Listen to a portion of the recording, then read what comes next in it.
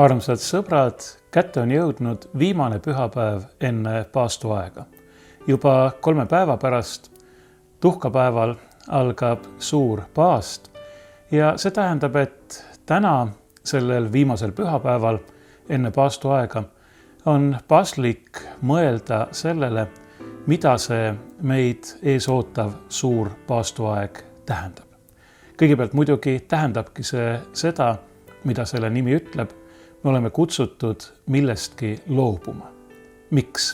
Sellepärast, et me mõistame, et meie elus ei pruugi alati olla kõik asjad päris õiges järjekorras. Me peame vaatama enda sisse, me peame vaatama selle peale, mida Jumal meile oma sõnas ütleb selle kohta, mis on meie jaoks kõige tähtsam, ning me peame paluma Jumalalt abi selleks, et me võiksime oma elus asjad õigesse järjekorda seada. Muidugi mitte meie oma jõust, vaid Jumala armu abiga. Muidugi mitte selleks, et seeläbi Jumalalt midagi nii-öelda ära teenida, vaid selleks, et meie elu võiks olla vastavuses meie usuga. Ja mida meie usk meile ütleb? Meie usk ütleb meile seda, et Jumal on nõnda maailma armastanud, et on andnud oma ainusündinud poja, et ükski, kes temasse usub, ei hukkuks, vaid et tal oleks igavene elu. Jumal on andnud kõik. Jumal on loobunud, lõpuks võime öelda, iseendast selleks, et meid päästa, selleks, et meie ei hukkuks. Ja kui me nüüd küsime, et miks me siis peaksime püüdma paastu ajal millestki loobuda, siis vastus on see, mida ütleb meile pühakiri. Võtke Jumal endale eeskujuks. Elage nii, nagu tema elab või nagu tema on. Apostel Paulus kõneleb oma kirjas Filiplastele Kristusest, kes andis iseennast kuni lõpuni, sai meie pärast kuulekaks kuni risti surmani ja ta juhatab selle mõtte sisse sõnadega, et me võtaksime Kristuse endale eeskujuks, et me järgiksime tema eeskuju, et me elaksime nii, nagu tema elas.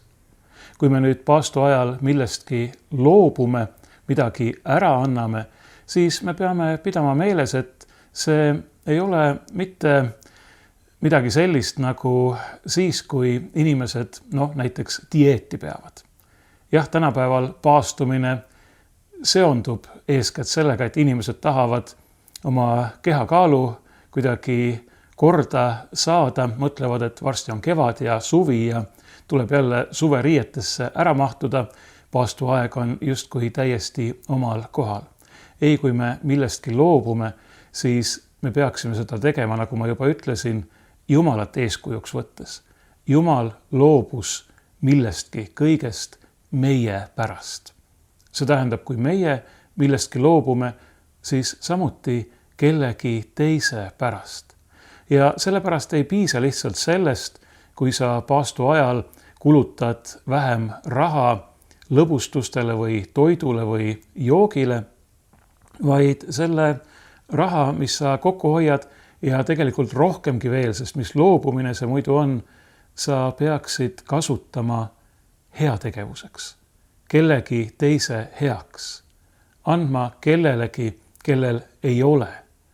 Prohvet Jesaja raamatus ütleb Issand, et õige paastumine on see, kui sa murrad oma leiba näljasele, kui sa jagad oma varast vaesele. See on õige paastumine, see on õige loobumine Jumala enda eeskuju järgi. Ja muidugi on paastuaeg ka eriline aeg palves süvenemiseks. Me peame alati palvetama. Palvetamine tähendab enda teadlikku asetamist Jumala ligiolusse, oma hinge ülendamist tema poole. Aga eriti paastu ajal on see väga kohane sellepärast, et kui me Jumalalt midagi palume, siis see iseenesest peaks meile meelde tuletama 2 väga olulist tõsiasja. kui me kelleltki midagi palume, siis see tähendab, et meil endal on millestki puudu. See tähendab, et me ei ole täiuslikud, meil ei ole kõik olemas. Me ei ole need, kes võiksid öelda, et mul ei ole kedagi tarvis. Me tunnistame, et me vajame Jumalat. Aga teiseks peaks see meile meelde tuletama ka seda, et meie kõrval on palju neid, keda, nagu ma juba enne ütlesin, meie saame millegagi aidata. Kuidas me saame Jumalalt midagi puhta südamega paluda, kui me ise ei ole valmis kuulma nende inimeste palveid, kes millegagi meie poole pöörduvad. Kui me ei ole valmis nägema ja mõistma nende inimeste vajadusi, kes on meie kõrval ja neile sellest, mis meil endal on, jagama. Kõik need asjad kuuluvad kokku. Jeesus räägib mäejutluses nendest 3 vagast, heast teost, palvetamisest, paastumisest ja armuandide jagamisest.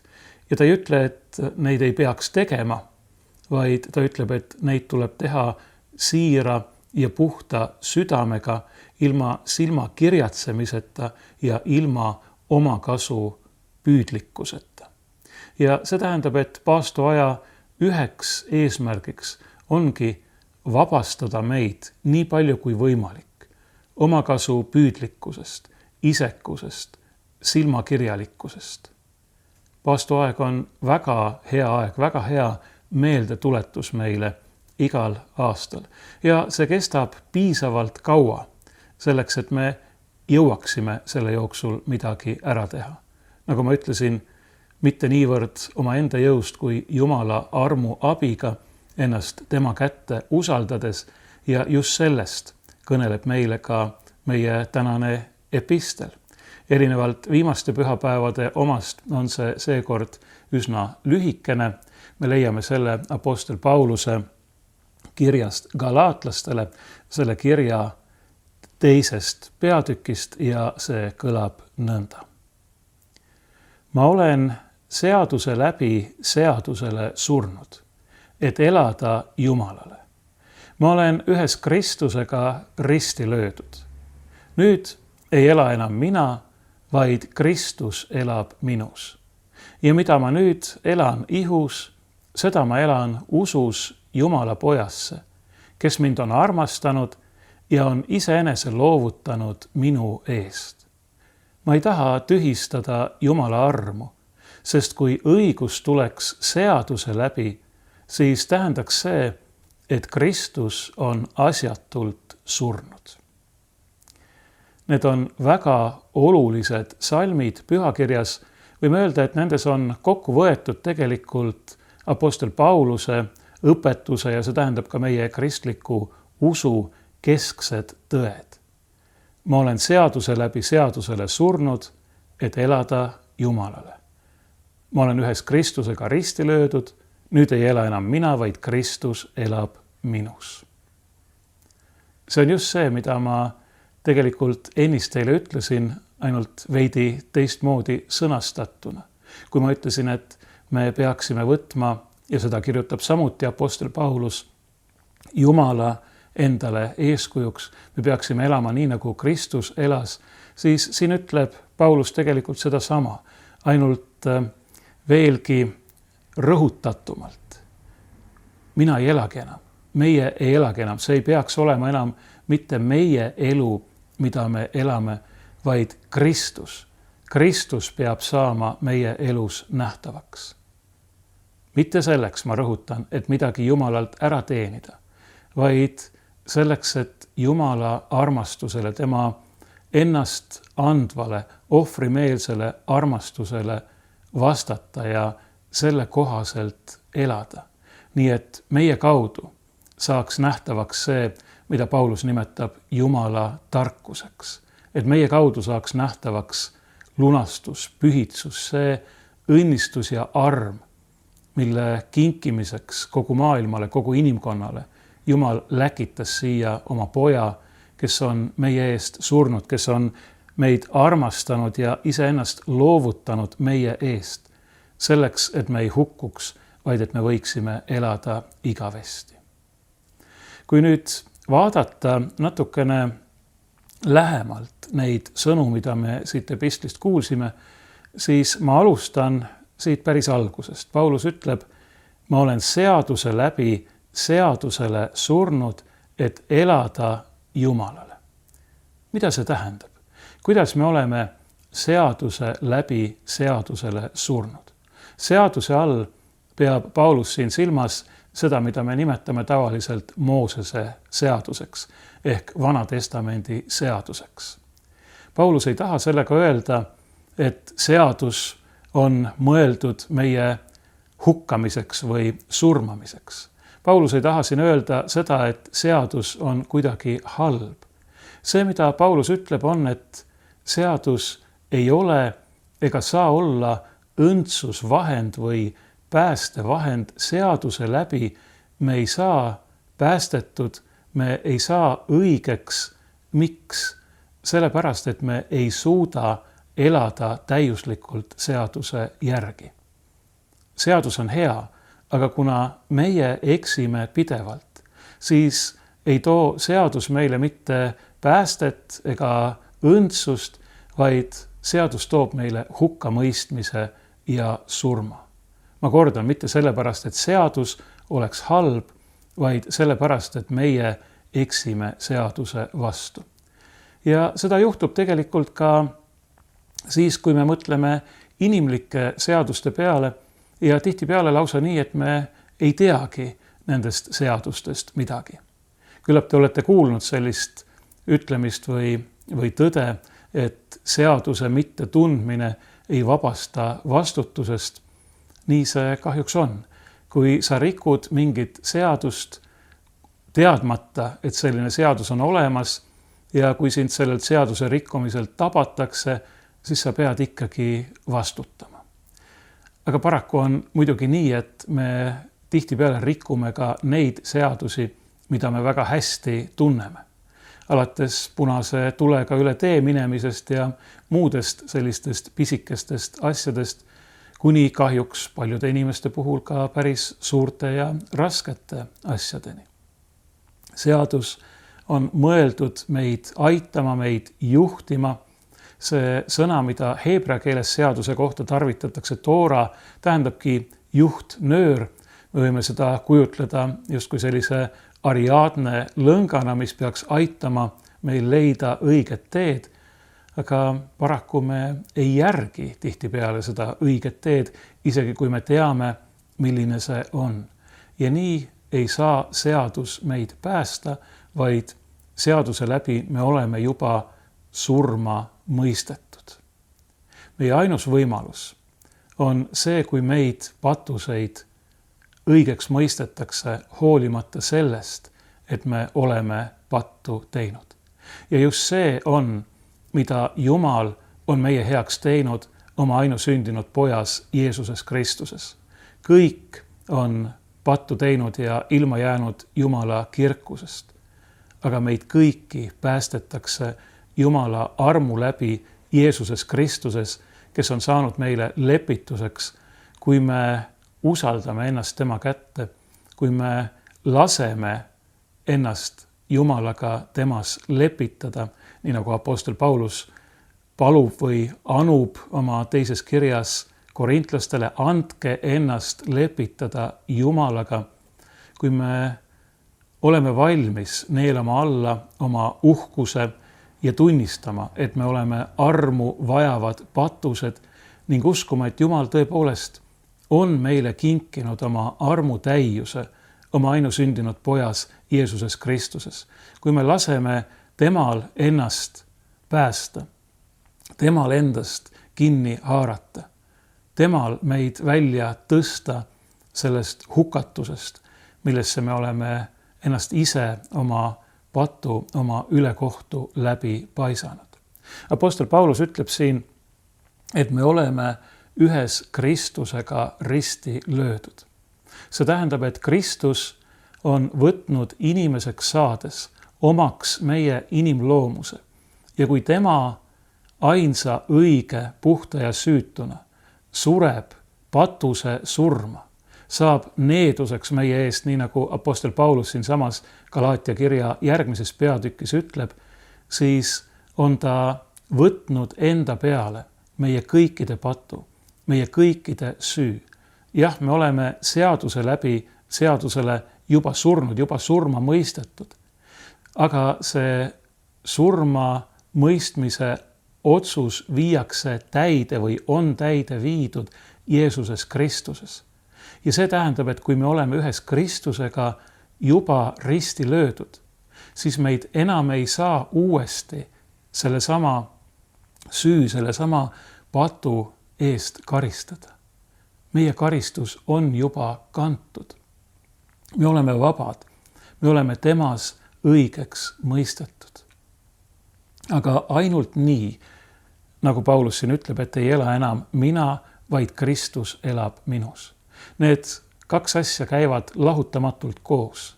Kui ma tahan, et Kristuse surm oleks ka minu surm, siis see peab olema ka minu surm patule ja kurjale.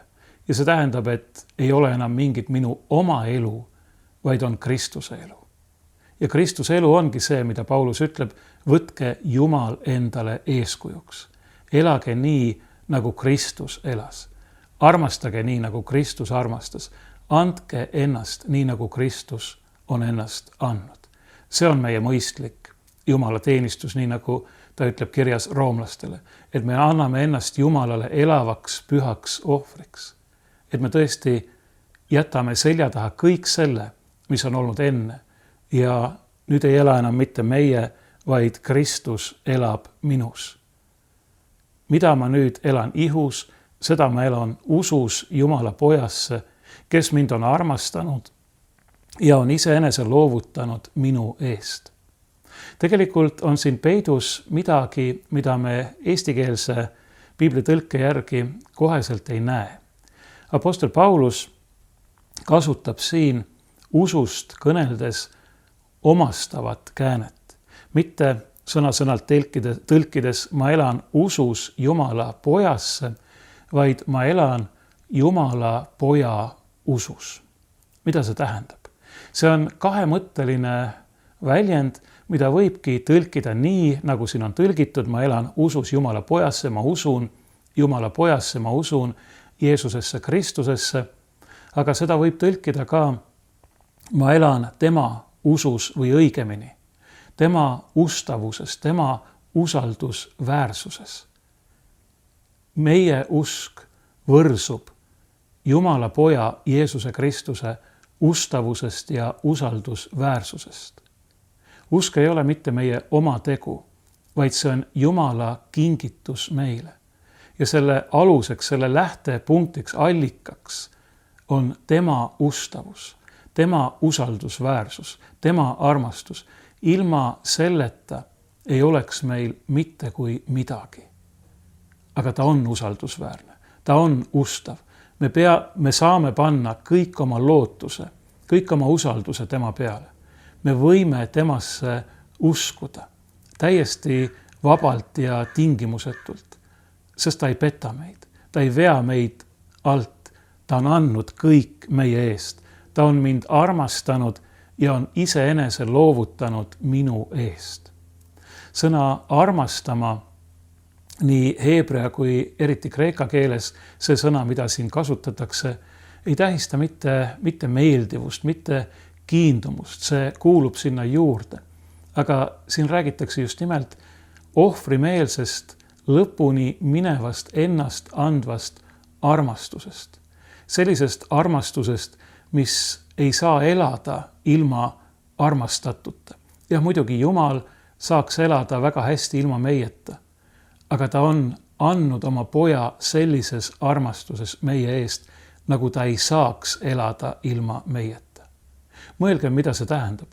Kui väga Jumal, kes meid ju tegelikult otseselt või praktiliselt kõneldes ei vaja, sest ta on meid loonud ainult oma mõttega, ainult oma sõnaga. Ta võib luua miljardeid maailmu. Inimesi nii palju, kui ta iganes heaks arvab. Aga ta on meid armastanud nii väga, et ta on andnud oma ainusündinud poja meie eest. ta on iseenese, Kristus on iseenese loovutanud minu eest. Ja mulle väga meeldib, et Paulus kõneleb siin just nimelt esimeses isikus minu eest. Ta ei räägi mitte ainult endast, vaid ta räägib meist kõigist. Me kõik võime korrata neid Pauluse sõnu.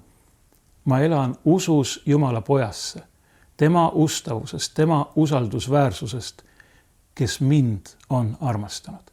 Igaüks teist, kes te mind praegu kuulate, võite seda sama öelda, kes mind on armastanud ja on iseenese loovutanud minu eest. Mõelge, kui väga Jumal armastab absoluutselt igaüht meie hulgast.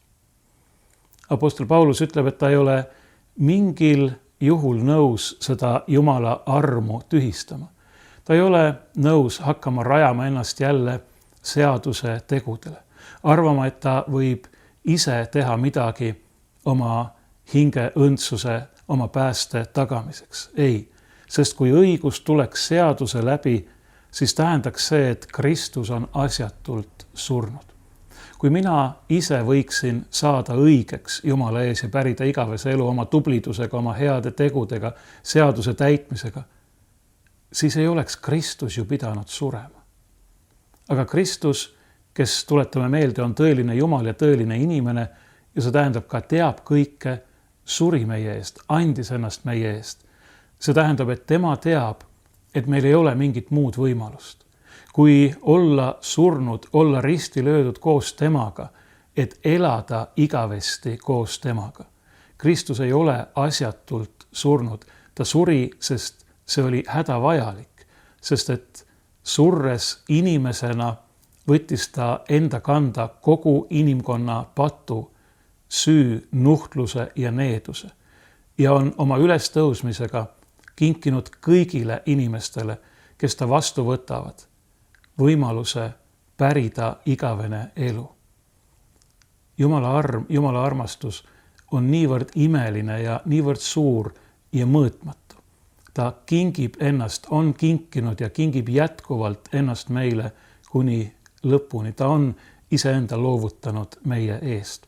Meil ei ole midagi karta, me võime ennast täielikult tema kätte usaldada, temast kinni hoida, aga nagu ma ennist ütlesin, see tähendab ka, et me peame võtma oma kindlaks otsuseks, teda kõiges ja kõikjal järgida, teda endale eeskujuks võtta ja selle eeskuju järgi käia.